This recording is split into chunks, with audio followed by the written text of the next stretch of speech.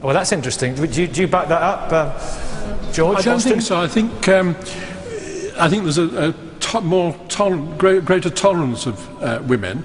I think some will not be sent to prison because they're a woman, and somehow the feeling that it's not quite the same.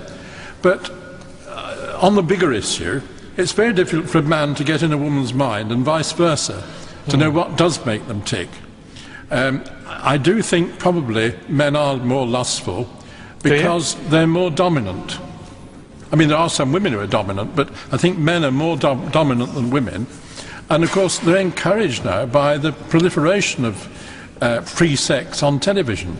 The Frasier, the American series, he complains if he hasn't been to bed with a woman for 3 months. The same with Friends. They're all at it. And that's the... Clearly you watch it. Oh yes, we watch Frasier every night when we go to bed. Simply because it relaxes us. Yeah, right, okay. It's so well done. But all right. this implies to people that it's okay. Well, the interesting, the first thing, men are more driven when it comes to sex, more lustful, Dr. Golofsky, because they're dominant. What do you make of that? Men are dominant and therefore they're more lustful. I mean, I think that's actually confusing sexuality and lust with maybe anger and violence and the kind of things that you were implying. Lust is a nasty word for something that we're joking about, actually, which is about sexual desire, which is actually quite pleasurable, which I think most of us are talking about here, rather than lust, which is anger and violence. And actually, if we're talking about Friends, 3 women, 3 men.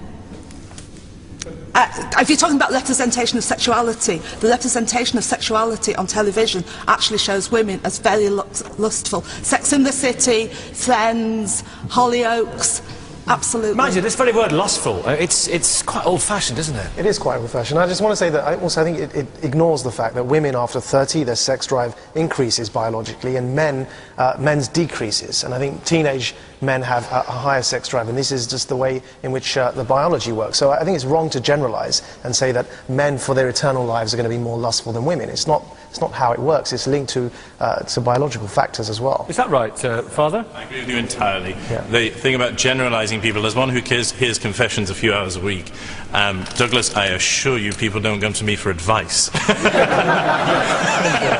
As a celibate priest. They don't. They come to what my friend here was talking about, forgiveness. That's the key. If we're just talking about, it's just a small point, but I think it's quite important that this whole, I mean, I'm slightly uncomfortable with the fact that all this information has come from the confessional, which is the last place. Been writing it down for years. Yes. Well, I've never written a thing down, otherwise I can be excommunicated. But I'm slightly uncomfortable with that, because it is arguably the last place on earth you can go and be totally anonymous. And people are coming to me, but they're not coming to me, they're coming to God for forgiveness. And the thing is, I'd say 2 things. First of all, women do confess lust as much as men. This survey, I think, was taken in Italy. I lived in Italy for 7 years. It's very masculine in Italy to be, you must be sexually active and so on and so forth. Of course they're going to, I heard confessions in Italy, of course they're going to say it, maybe first in the list. And as somebody said over here, it can be a cultural thing. It depends on where you're going. And I've heard confessions when I've been travelling all over the world, and it varies from one place to the next as what's in the consciousness of people and what's not, what's expected to be. But the key thing is that the point I would like to make is, from our point of view, if we're coming from confession, is that I see each individual coming into that box or into that room to me as an individual. I'm not a man or a woman or a young person. I'm a school chaplain. I hear confessions of teenagers. I'm a hospital chaplain. I hear the confessions of the dying. So gender is irrelevant. Douglas Murray. Exactly. Well, I don't know. I was just going back to the anger and violence thing. I mean, I arrived in this great city last night, and I have to say I thought the local girls were giving the guys a run for their money. Yeah, it was a big festival last night. Yes? Look, lust is one of the 7 deadly sins which has a positive outcome, because in order for you to, if you're a normal male or female and you're young and you're nubile and you see somebody and you desire them, and desire is lust. And once but that can have a bad outcome. No, wait, I'm talking about the good outcome now, because we focus on the bad stuff. We're always focusing on the negative. But I believe truly in love, and I've had a 30-year marriage with my husband. And I love him as much now as I did then. And I still look at him and think, And I do. So what does that mean? I think he's gorgeous. Anne Cry, what about the negatives of lust? and envy. Can I just say that our friend here hit the nail on the head there when he said, yes, I am surprised that the Vatican should make public what people have said to their parish priests in the confessional, and they thought in privacy. So I'm amazed that the Vatican have done this. But I think a lot of this is about the difference in men and women, in that women tend not to talk about their sexual exploits, whereas men not only talk about it, but boast about it, because they think it enhances their image. Well, and therefore, I think this is also going to come out in the confessional, possibly. Are women more proud? More envious? Yeah, I think they're proud, yes.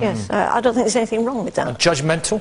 Judgmental, yes, I'm certainly judgmental. What are you pointing at? Yes, go on.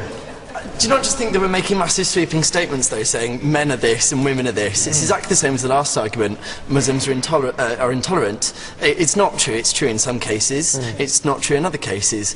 You know, are these sweeping statements really any use to us? But surely with our biological differences, there must be some behavioural differences, David?